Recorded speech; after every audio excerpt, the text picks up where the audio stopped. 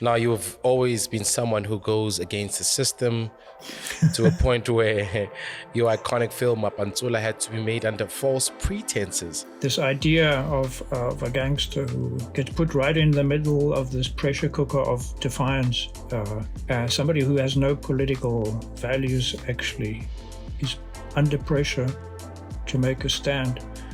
That was the core to create this story. So, we started working on that, and the producer in London, he was very committed. I mean, he basically sold his apartment to finance. This is the beginning of making this film. You need somebody by your side when you start in this journey. You can't do it alone.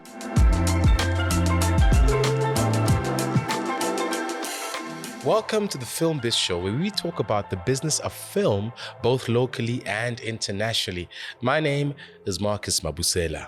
We're so excited for this guest because he's lived a life and a half. I kid you not. He ran a nightclub called Scratch that beat segregation laws during apartheid. He created an anti-apartheid film through pretending his script was about something else, when in reality, it was fighting against the dangerous system.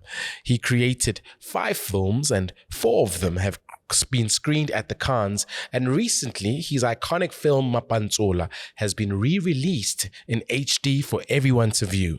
Everyone, please welcome the amazing, phenomenal, visionary film director, Oliver Schmitz. Welcome, Oliver. Marcus, so good to thank see you very much. Thank you. All the way from Berlin. How's the weather that side? I can't tell you how hot it is. I think the climate is swapping things around here. It's been like 30 degrees, and this is September, and the summer just keeps going on and on. That's a big surprise. Funny, coming from this continent, we're always assuming that Europe is cold all year round. Well, I tell you, when I came here first, the winter was minus 20 degrees, and that is cold. And I thought, what am I doing here? But now it might go down to minus 5, 6, 7, but they're shorter, milder. It's not what it used to be.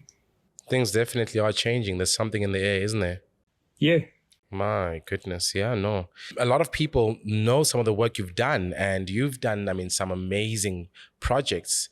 But as I mentioned earlier, you've had a very active life, and you were born during a very harrowing time in South Africa. Can you just maybe tell us more about your upbringing in SA? Sure. I was born at the height of apartheid. I was born, I think, in the year where South Africa left the Commonwealth, and it was the time of Afrikaner nationalism and Afrikaner affirmative action, basically, where they took all the main jobs in governments and set the whole tone. Growing up as a kid in education. It was full of Afrikaner nationalist propaganda as well, And it was very strange growing up in suburbs of Cape Town where, you kind of figure, okay, something seems wrong here, but you don't know yet quite 100% what it is, And your parents, immigrants themselves, are uncomfortable about the situation, and you see, okay, so there's black people, but how come the only black people I see are the ones who come and work here and then they go away? Where do they go to? So it's just like, as a child, you try to understand these things and they don't quite make sense to you. And then you start seeing the bad side and the horrible side and the side that compromises you as a human being, because you think, okay, so I'm white. Does this mean I stand for these things? And then you start making your own decisions in life. And you say, no, I don't want to stand for this. This is terrible. So it was a time of them, trying to convince us black people were inferior. It was a time of, in the northern suburbs of Cape Town anyway, of no cultural debate or not the kind of thing that might have happened in Johannesburg, for instance, sort of a political debate and something you could access in terms of people who knew everything. It was zero. It was a suburban wasteland. and censorship was there as well, of course. You know, what you heard on the radio, what you read in the papers, and what you saw in the cinemas. And everything was cut out of movies that had to do with race issues, with sex, with religion, politics, and the movies would just jump. You'd see a scene and then suddenly it jumps and you don't know, it doesn't feel right, something's happening. Where's the story going? Something's missing. And then you're just getting into it and watching it again. And then again, there's another jump. You think, okay, something else is gone. Or what's going on here? You know, so you're trying to piece these films together that you're seeing. And you know there's something missing and you're trying to make do with what's there. I mean, I can give you a basic example. There was a James Bond film and he falls in love with a black CIA agent. And of course, that whole thread was gone from the film, you know. So it's absurd. It had an absurd side to it, you know. And growing up in the 60s and early 70s, you know, after the Rivonia trial and that whole generation of struggle leaders going to jail, there was first, they kind of squashed every resistance in that sense. And, you know, from the early 70s, it started building up again. And when I was just finishing school, it was 1976. And it was painfully clear, you know, even to somebody growing up in a very naive environment, that it wasn't even just segregation, it was war, you know. So it was shameful. And I'm glad that society has moved on. Yeah. That's crazy. I mean, that's really a horrific time to you know, be brought up in. I can only imagine, as someone who's, you know, who's come up in this generation, you know, we can only imagine just the difficulty of it all, you know. But I want to ask you as an individual, now as you grew up and, you know, as a youth, you kind of came together with a group of your friends and you guys came up with an anti-segregation nightclub, you know. How did that happen? You guys founding this nightclub. What's the story behind that? Well, I think the nightclub was one of the pivotal experiences in my life, and it changed my life a lot. You know, it's the first time us as a generation of young white kids and black kids actually came together, and it started very innocently with parties. You know, we were studying art and we went to parties. We didn't like the music, so we took our own records and then started playing them, and this became popular. And there were a few people who were a bit older in the group, you know, 10, 15 years older, so they had experience how to set up structures and do stuff. And they started actively looking for a venue. And we found our old Sailors Club, which used to be a famous Sailors Club in Cape Town in the 60s, I think, and rented this venue. And apparently in the law, if you didn't sell liquor, they couldn't enforce race segregation laws. Don't ask me why, but it is one of those things. It was probably because no club would think of not selling liquor because that's how they made their money. Yeah, so we weren't interested in making money. We wanted to have a party. So suddenly we had kids from Langa and Guguletu and Mitchell's Plain coming to the club. And I mean, we already played a mixture of punk and African music, and we played South African music, and we played West African music.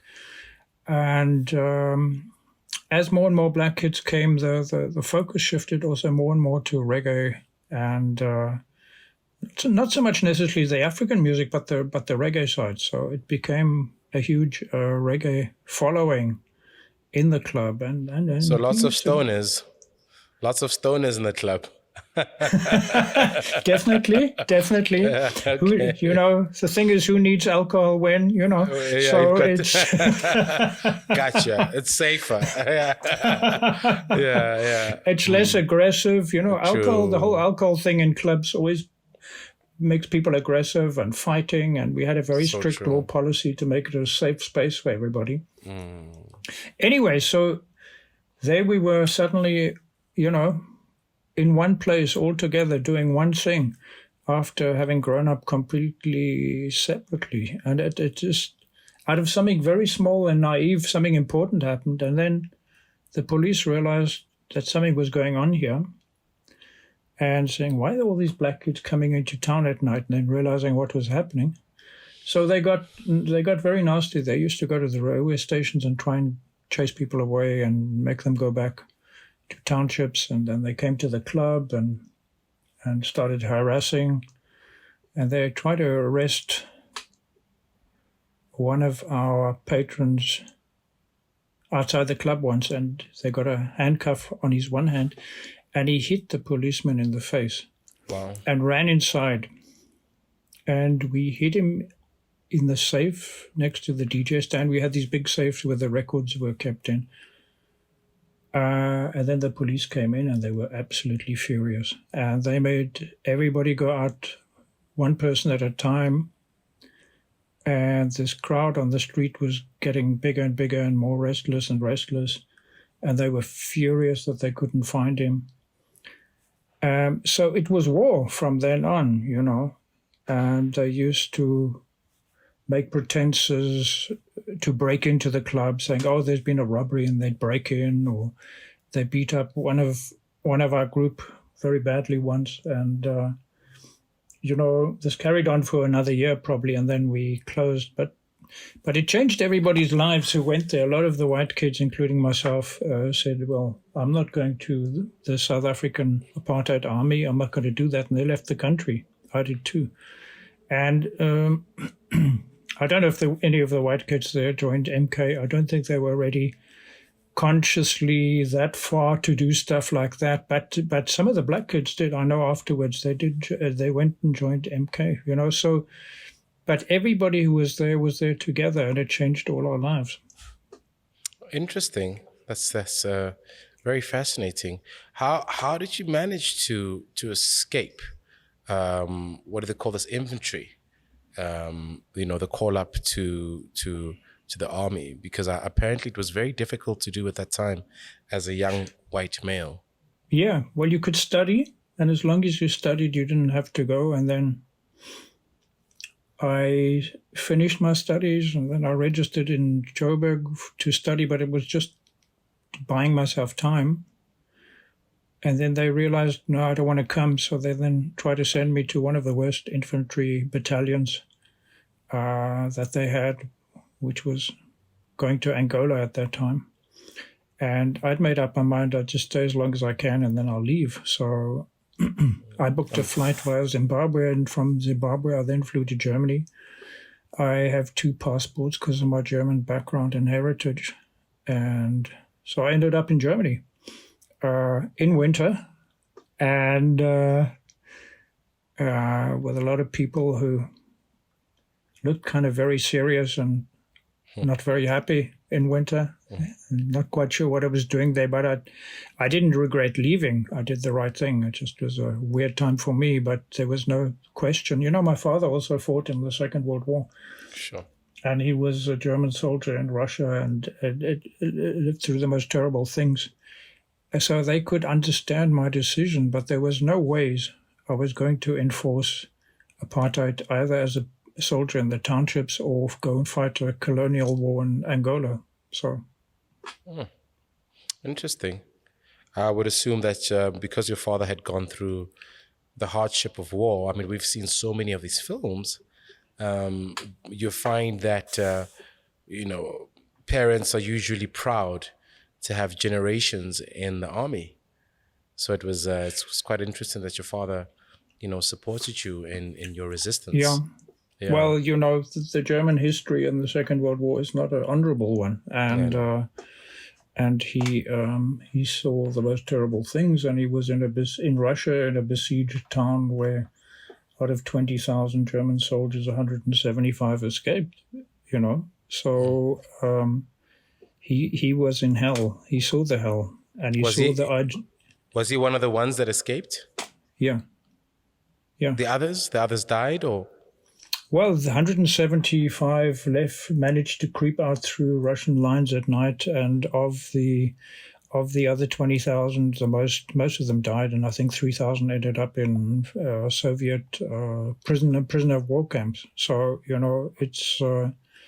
he saw the hell, he saw the ideological fanaticism of the Nazis, and he was not a political person, but he saw the destruction and the wastefulness and the tragedy of it. So, pride was not the main emotion that he had about all that. Very interesting. It's amazing how propaganda and storytelling can lead human beings to do atrocious things, and Absolutely. vice versa. Yeah.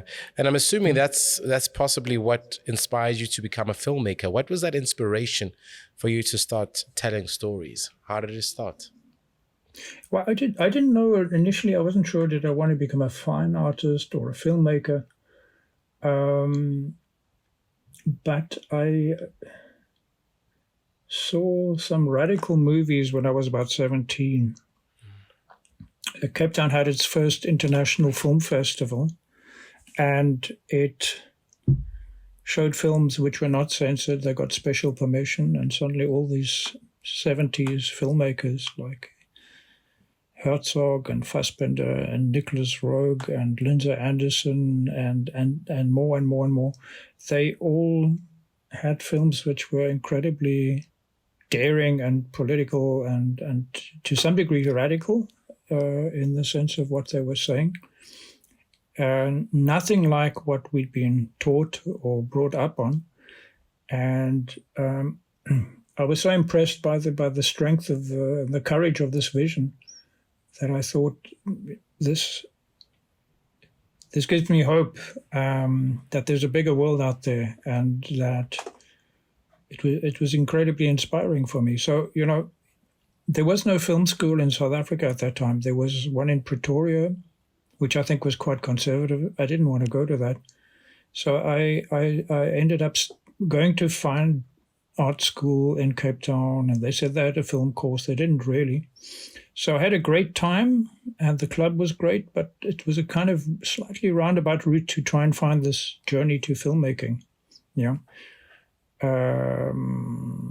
It only really started seriously in my last year. I started making my own experimental films, and then I was in Joburg for 1 year. I started working as an assistant editor and editor, so I got to know the workings of film a little bit better, and that's how I got into filmmaking, via editing. And that must have been a great learning experience to be able to learn hands-on.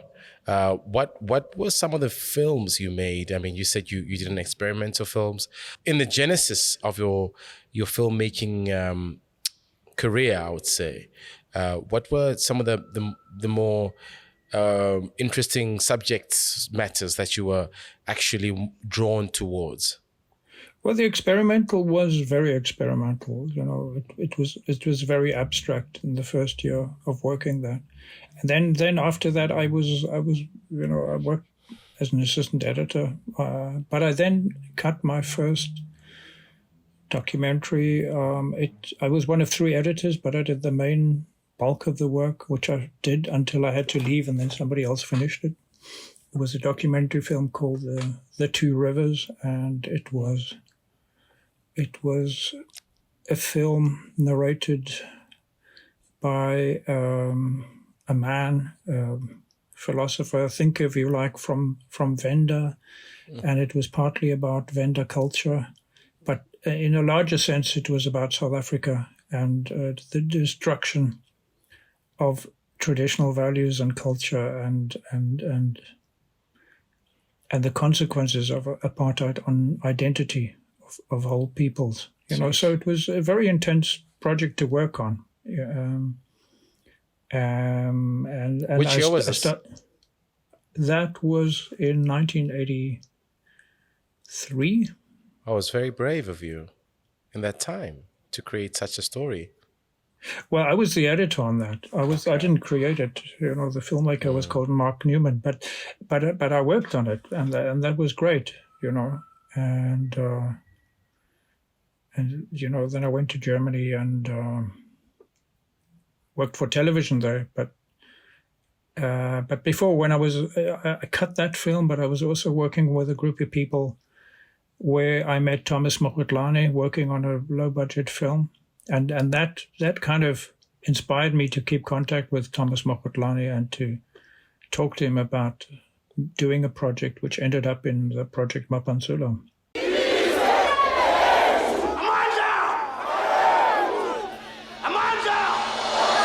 Now, you've always been someone who goes against the system, goes against the norms, the grain, you would say, to a point where your iconic film Mapantsula had to be made under false pretenses. I mean, what inspired the creation of this film in particular? At exactly that time when I left South Africa, the defiance in South Africa was growing, but also the police brutality was growing. So I was sitting there very far away, just seeing the news images on television. And the idea of making a film didn't leave me. And I met a young producer in London. He wasn't a producer yet, he was a locations manager, but he was inspired to make a film with me. And he pushed me and kind of said, we can do this. And I kept in touch with Thomas, and there was no email back then, so we wrote letters to each other. And this idea of a gangster who sort of gets put right in the middle of this pressure cooker of defiance, somebody who has no political values actually is under pressure to make a stand. That was the core to create this story. So, we started working on that, and the producer in London, he was very committed. I mean, he basically sold his apartment to finance the beginning of making this film. So, you need. This is what I told film students recently as well. You need somebody by your side when you start in this journey. You can't do it alone. It's important to have not just people you work with, but people who support you on a very deep level. It can be a director-actor relationship or director-producer, writer. In this sort of space, there has to be a safe space where people keep telling you it'll work, it'll happen. So I spent many nights or many weekends working flat out to write draft of the script based on my discussions with Thomas, and and then we got closer and closer to seeing, okay, well, maybe there is a way to do this. No, I mean, and you ask about the whole cover story of the thing. Well, it was clear to make this kind of film about struggle and uprising. On the simplistic level, it's a gangster story, but obviously it's not a gangster story. It's a story of oppression in a whole society, and the attempt to dehumanize a whole nation. So it's about resistance, and but you can't come to South Africa at that time and say, okay, I'm going to make a film. It's about resistance, and it's umzabalazo, and it's struggle, and it's. So how did you work that out? So so there's no ways we're going to get permission to do this, and I was AWOL from the army, so I'm coming back on my German passport, pretending I'm not South African, and then pretending I'm not making a struggle movie, if you will. So I thought, you've got to be super careful with this. And I decided we need to write a fake script and have a fake story. And there's nothing political about this. And it's a story about maybe a good policeman and a gangster and maybe another criminal. And politics plays no role in the story except maybe to make the police look good. So this is a whole BS story to because we had to get permission not only to shoot in Soweto. We needed a cover story for the film, and we had to run the gauntlet of a whole industry, which was not reformed. I mean, the laboratory towards the end figured out that what was happening wasn't cool, and I think they called the security police who came looking, and they tried to sabotage some of the footage. So we were lucky, but to be lucky and to get on that journey of making it and not having the film confiscated, we had to be very careful. It's extremely brave of you guys at that age to have done what you've done. But now Mapantsula is so important that it's taught in schools, literally. I mean, what about the story resonates most with you, and what do you think makes it have more resonance with the audiences? Yeah. Well, I think it's not a film told for the privileged, whoever the privileged are. It's a film told for people who get shat on from above. Yeah, in this case, it's black people in South Africa at the time, but it's a film from the perspective of black South Africans. It's not a film made for Hollywood. It's not a film made for your middle class audience. It's a film made for South Africans, primarily, first and foremost, for black South Africans who felt it and went through it and could say, yeah, at last, this is it. This is what we do. Yeah. I mean, this is what we live through, you know, and it attempted to say, okay, that's the audience, and not, okay, we're trying to impress a festival, or we're trying to impress LA, or we're trying to impress some Hollywood people. Not at all. By the time when you were creating this, were you even aware of, what these other international festivals are looking for? Did you go and shop it around? What was the response in that time? Must have been insane. Well, I mean, the thing was to make this film. That was the overriding thing. And the thing was, for me, the most subversive thing is to make a film to give a voice to all of this in South Africa, for South Africans. Anything that was censored, that you couldn't see in cinemas, on TV, on radio, to bypass all of that, you know. And then what happened, of course, is that people took note outside of the country, and it premiered in Cannes in the film festival, and then it had a big release in London, and it showed in 52 countries. So there was a resonance to it at that time, you know, and that's the one side. And the other side is, in South Africa, we thought, okay, how are we going to get this film out there now? So the censor board saw the film, they freaked. They used to have police. I'm sure was this after post-production was done, or yeah. I mean, we edited the film, and then because the police started asking nasty questions or uncomfortable ones, I took the film cans to London to make sure that the film is safe. So post was done within the country. The film had just been edited, finished, and before it had been screened.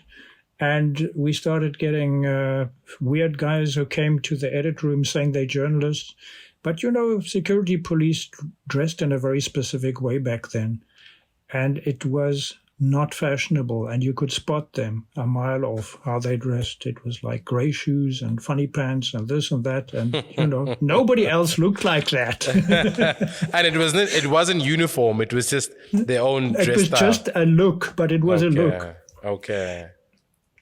And then they demanded a copy of the film. And our lawyer said, well, I'm sorry, you're going to have to give them a copy. So we gave them a videotape. And then we heard nothing for months. Was the videotape the actual footage, or? No, it was the actual film. Yeah, the completed film. Yeah. The film is now out of the country, fine. So we gave them a copy. We couldn't get around that because even if the film was going to come out, it's going to happen anyway. So, and then we didn't hear from them. And then apparently what happened is they lost the copy, and they were too embarrassed to admit that they could do something like that. You're lucky stars, eh? You have to count them all. They lost the copy. They lost the copy. How lucky were you guys, eh? You dodged the bullet there. You dodged the bullet. But I always believe whatever's meant to happen will eventually happen.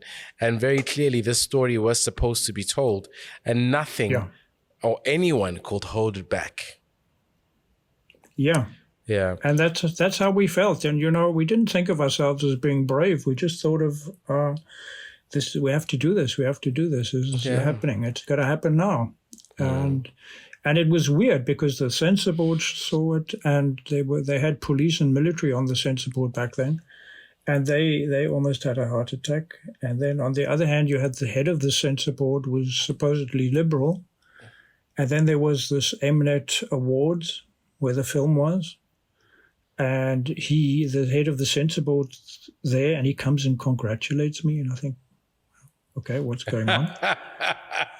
you know. Yeah, But they wanted the film to be cut, and they wanted 13 cuts to be made in the film, you know. So anything to do with toying or attacks on police or brutality or anything, they wanted out. So we said, no, we're not doing that. And at that stage, there was a bit of a fight because the producer wanted to make his money, and the creative said, no ways. So we kind of had a bit of a fallout at that stage, but we decided to let the film be pirated and go out in VHS. So that's why South Africans saw that film. I mean, later on SABC and so on, but that's why most South Africans saw that film on VHS tapes. And it's a bad copy that's been around for many years, and that's why I've restored the film, and so it can be seen properly now. But that was the decision, you know, so that the film is available. I mean, Oliver, you've had a very active film and television career since then. You know, you've worked in, award shows and festivals. You've practically created a very huge name for yourself. And I wonder, does your German background have a big influence on how you approach your projects, knowing how the German psyche works? I don't know, but yes, somehow, absolutely. You know, as much as I'm South African, I'm German. It's like there's a certain. I'm not sure if the workaholic side of me is German or South African. Okay. You know, South Africans go out into the world and they think they're not good enough, you know, compared to other people. So they work harder. Yeah. That's a very different kind of mentality here. I wonder, but I guess that is the legacy of apartheid. I do find myself, especially when I'm around Americans, that sure, it seems like my self-image, they've got a far bigger self-image than we do as South Africans. You would even say they're more confident. They're a bit more louder. The chest is popped out slightly more than ours. And we're great people. We're great people. I guess the legacy of apartheid, still stands in that way, where people have not been able to celebrate their uniqueness and greatness over the years. Yeah, it's pride is a complicated thing, you know, and I think Americans are happy with who they are, and South Africans are still trying to find the balance of that. You know, it's like. Pride to fight against apartheid, pride to be a South African. Well, at that time it was really hard, you know, and proud to be a white person, no. So it was very complicated stuff you have to deal with. It's crazy. I mean, after 94, we had a whole campaign to kind of, work on the sense, on our mentality. Being optimistic about the Rainbow Nation. I'm sure you were part of that explosion of celebration in that time. What, as we just kind of geared into democracy, did you see that your style of storytelling or your subject matters, did it kind of change, or what gear did you go into as soon as we went into 94?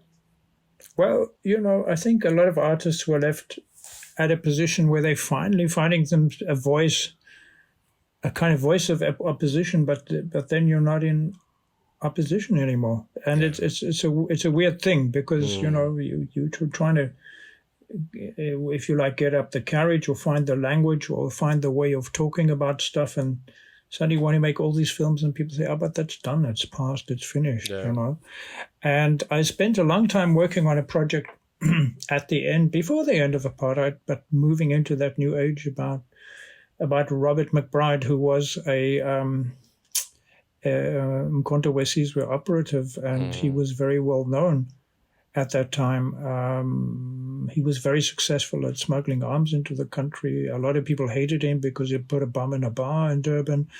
But he was, he was a fighter, and they arrested him, and he escaped. And so it was an incredible story. And I went to see him when he was on death row, and I pretended to be a friend of the family, and I spent like 30 visits with him.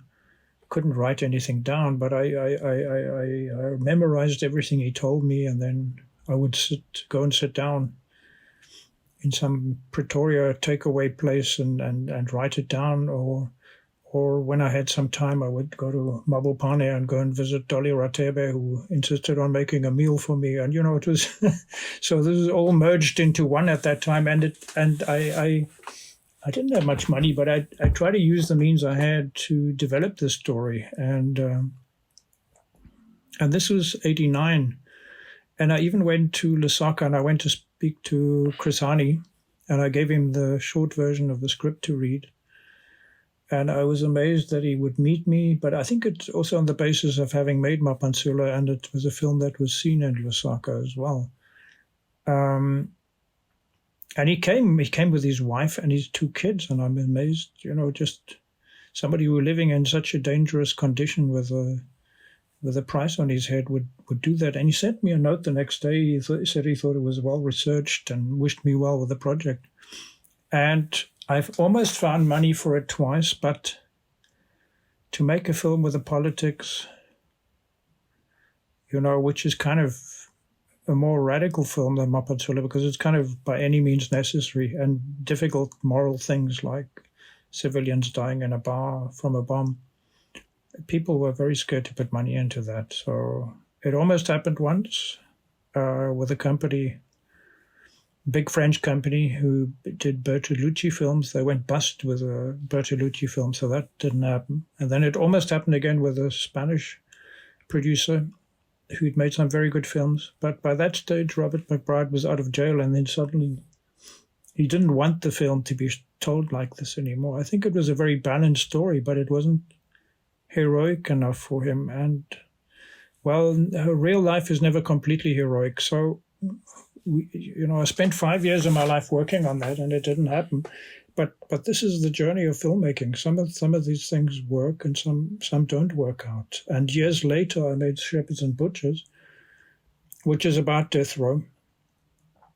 And that whole experience with Robert McBride in death row and walking through those buildings and being creeped out by it and having nightmares from being in there, all of that helped me at the end of the day make the other film.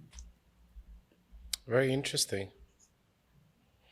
Yeah. But it was hard to let go of, but the struggle is not over. And it wasn't over. But the feeling of positiveness, euphoria and good feeling was contrary to this kind of subject matter. And it was probably contrary to the frequency in which you were at, because you were probably still in Mzabalazo mode. I experienced that. I experienced that once a few years back during the Fees Must Fall.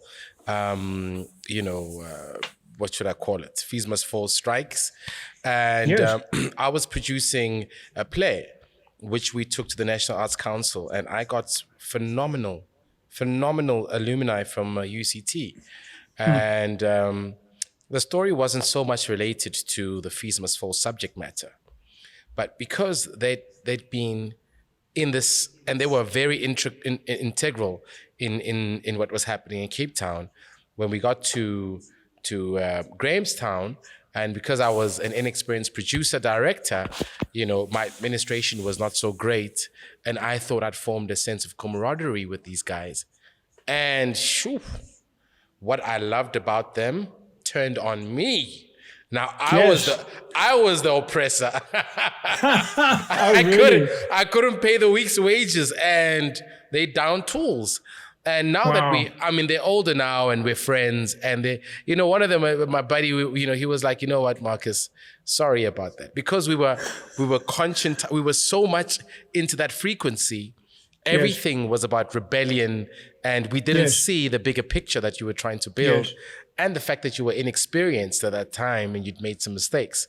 So I guess it's almost like the same in your situation, where now it's it's the story, the Robert McBride story could not be made because that time had almost been gone. Yes, Yeah. exactly.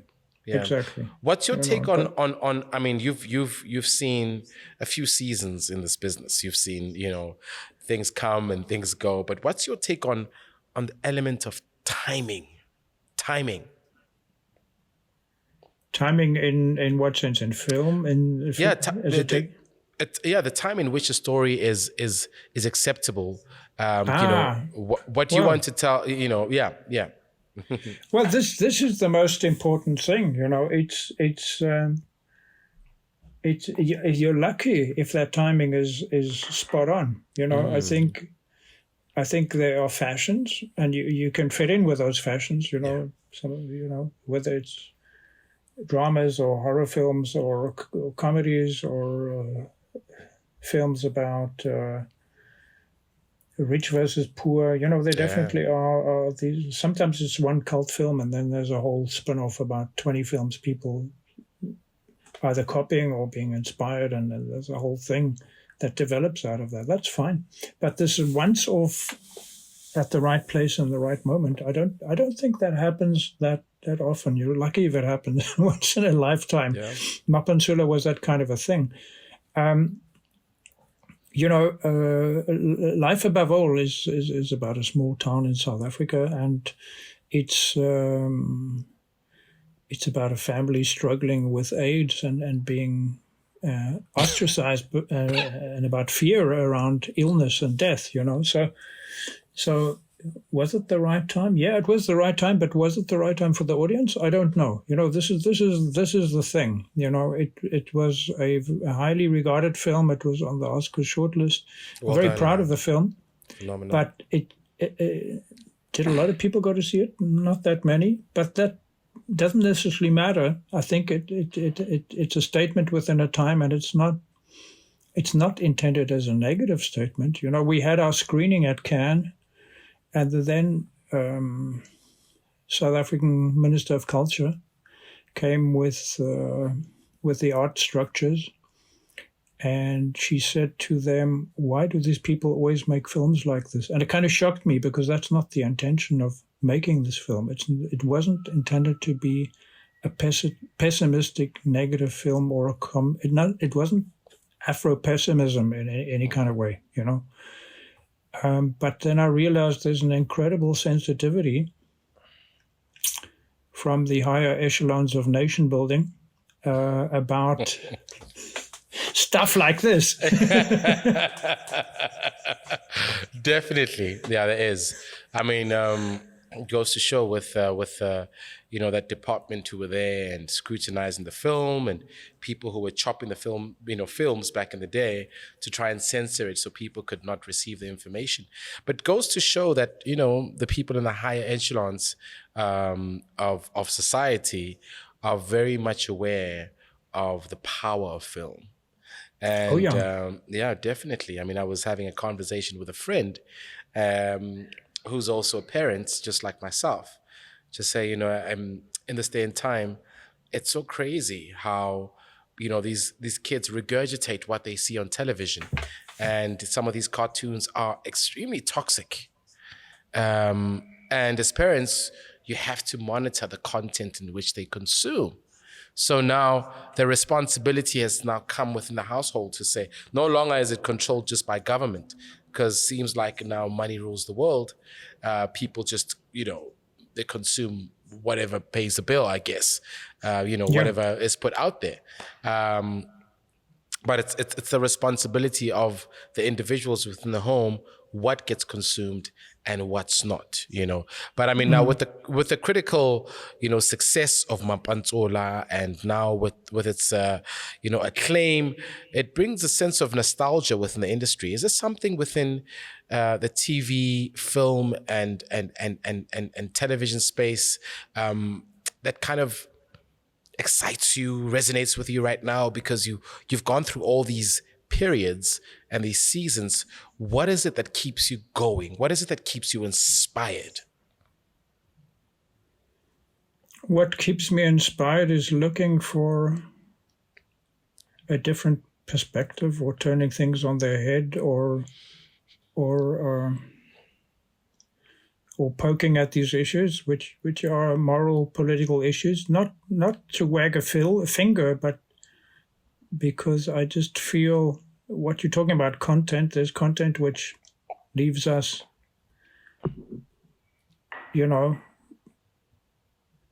better, and there's content which leaves us worse, and there's content which does nothing. So if content is like food, there's a lot of junk food out there, sure. And it's great while you're eating it, but you got a stomach ache afterwards. But my aim and my goal is to search for something which will shift something in some small way. I'm not pompous and don't think filmmakers are God or anything like that at all. It's just to try and tell a story in an emotional, personal way, which has something else to say as well. And it's not always easy. Some projects you sit on them and they don't happen, they don't move forward. But when they do, it's an incredibly rewarding experience. Yeah, and doing the whole restoration of Mapantstula made me realize how I miss this core impulse that led to that film, and it's a core impulse which carried on to some degree in Hijack Stories as well. And I thought I would really like to make another film in Orlando East, Soweto. I would like to make it a trilogy, because both of the other films are shot in Orlando East. And that's what I discussed with the South African production company when I was in Joburg recently, because I thought, I have an idea. There's a way to tell this as a generational thing. So you're making a story about a family, essentially, but also making a film about other stuff, The older generation is from the Mapantsula time, the middle generation is from the Hijack Stories time, and the younger generation is the younger generation. And I keep coming back. If I'd been an opportunist, I would have made one film and taken it to Hollywood and said, yeah, look, aren't I great? And I'm coming to be one of you guys now. I never did that. I didn't want to do that. So obviously for me, it means something different. It's more personal, and it's something that I want to create and give back to South African society. I feel indebted, and I feel I belong. And even though I'm here, it's important to me. Otherwise, I wouldn't keep doing this. Is there something about the glitz and the lights of Hollywood that kind of turns you off?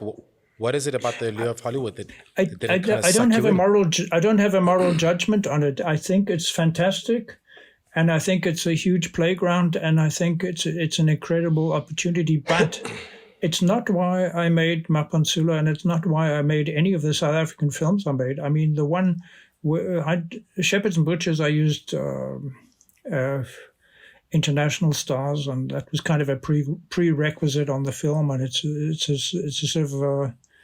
sort of outside of the box of what I've been doing. And if I made a third part in Soweto, that wouldn't play a role again. I mean, I made Life Above All in Sepedi. I don't speak Sepedi, but I set this to myself as a challenge to make that film completely in tune with one place in time, and that had nothing to do with expectations for a white actor or for translating the language into another language so more people would understand, or any of that.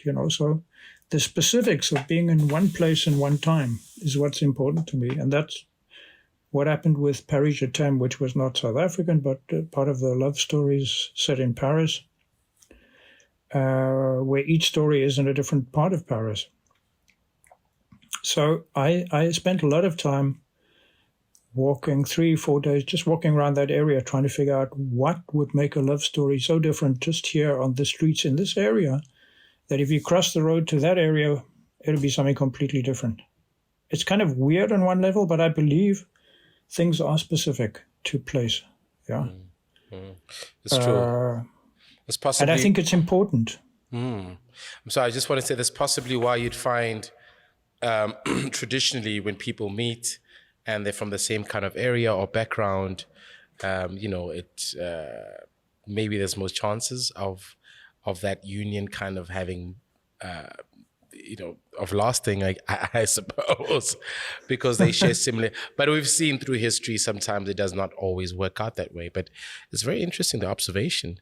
Very, very interesting. So my journey is a bit different to some people's, because a lot of people look for the universals and what is the universal in the story and so on and so on. And yes, there are even in specifics the universals, but I'm quite obsessed by that specific context of a specific story in a specific place and space. Yeah. And I mean, Life Above All was shot on the border of Limpopo, and it was shot near Schmitz, which is on the border of Limpopo, and I'm having a brain fog here. It's Zimbabwe? It's no. It's South African province up there, just before Limpopo. What's the South African province next to Limpopo? Isn't it the north? Well, now you're exposing my ignorance when it comes to geography. I'm assuming it could be. It could. Is it in Mpumalanga? No, it could be the northwest province. I'm assuming. I hope. Anyway, so it's on this weird border of culture. So most people speak Seperi, but some people speak Ndebele, and this is reflected in the film as well. So.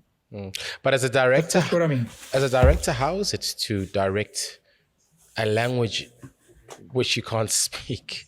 How do you? Because I've, as an actor, I've become, I would say, the kind of actor I am. I'm very, very.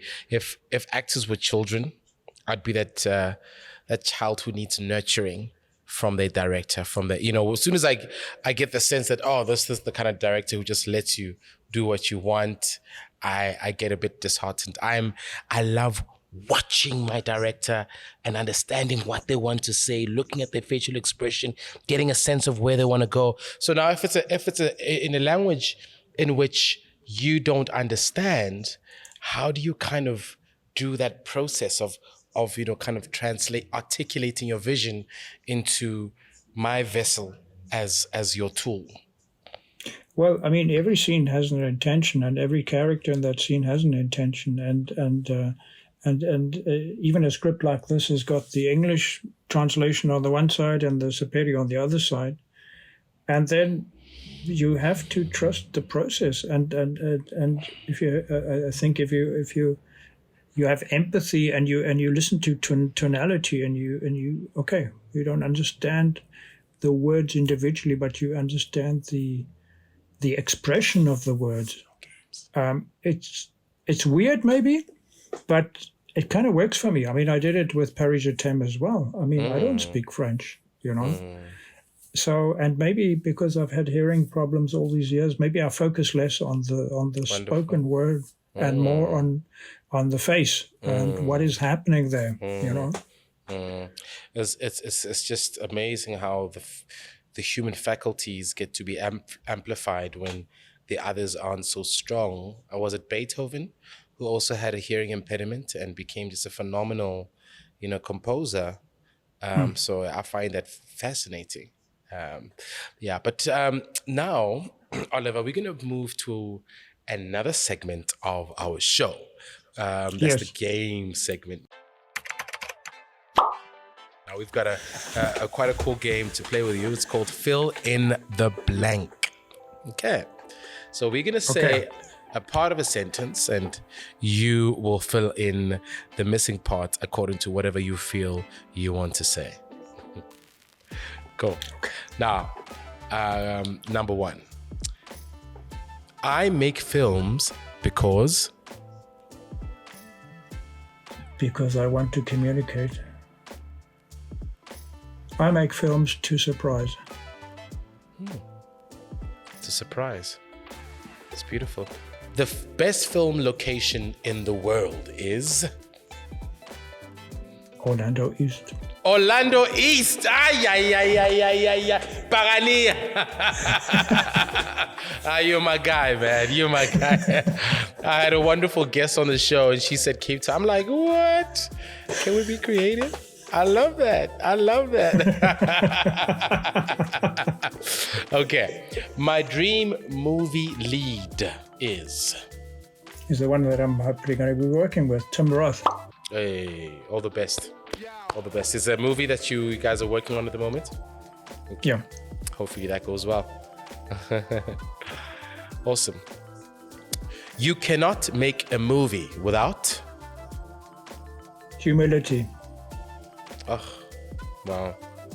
Cheers to you, Oliver. A few filmmakers need to learn that. You cannot make a movie without humility. This thing is not a one-man show and it's not an ego trip. It's not. It's not. We are going into war and everyone must serve their fellow comrades, isn't it? Yes. Yeah. Yeah. Cool. Never bring to my set. Arrogance. Never bring arrogance to my set. Ah, wonderful. Love that. The next one. Besides money, I'd sell my films for smiles. Smiles. Lovely. Love that. That is the real currency of the earth, actually. Emotions. Yes. Emotions. That's the true currency. I feel like all this other stuff is just, one big illusion. But that's a topic for another day. I think people who put pineapple on pizza are Hawaiian.